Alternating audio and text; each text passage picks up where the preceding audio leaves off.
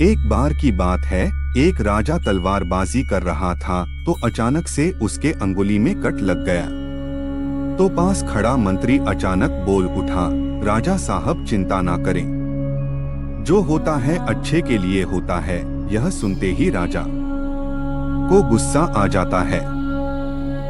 राजा उस मंत्री को कारागृह में बंद करने का आदेश दे देता है और बोलता है, इसको फांसी पर चढ़ा दिया जाए। यह सुनकर मंत्री घबरा गया।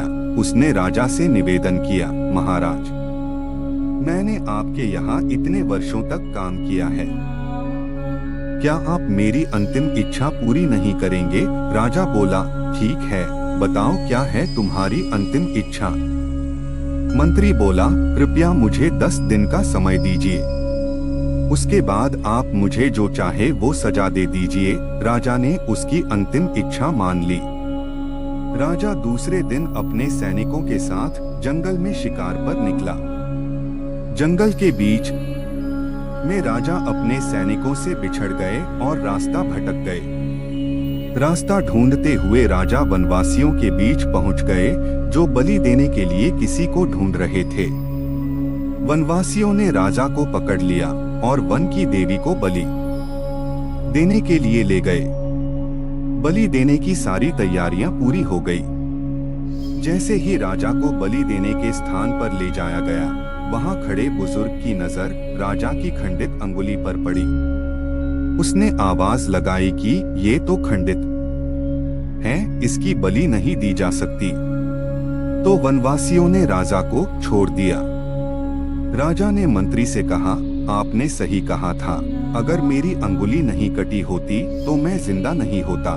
यानी जो होता है वो अच्छे के लिए होता है। राजा ने फिर पूछा, मेरा तो फायदा हुआ, लेकिन आपका कैसे फायदा हुआ? मैंने तो आपको सजा दी। मंत्री बोला, मैं आपके साथ शिकार पर हमेशा रहता हूँ, उस दिन भी रहता, लेकिन मेरे खंडित नहीं होने के कारण मेरी बलि चढ़ जाती, इसलिए मेरे साथ भी जो हुआ अच्छा हुआ। राजा प्रसन्न हुआ, लेकिन छोटी सी बात पर मंत्री को सजा देने का दुख भी हुआ।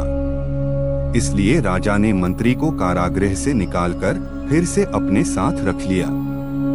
दोस्तों, अपने जीवन में भी बहुत से उतार चढ़ाव आते रहते हैं। कभी कभी कुछ चीजें मन मुताबिक नहीं होती हैं। इस कारण से कभी निराश नहीं होना चाहिए। हमेशा याद रखें, जो होता है अच्छे के लिए होता है।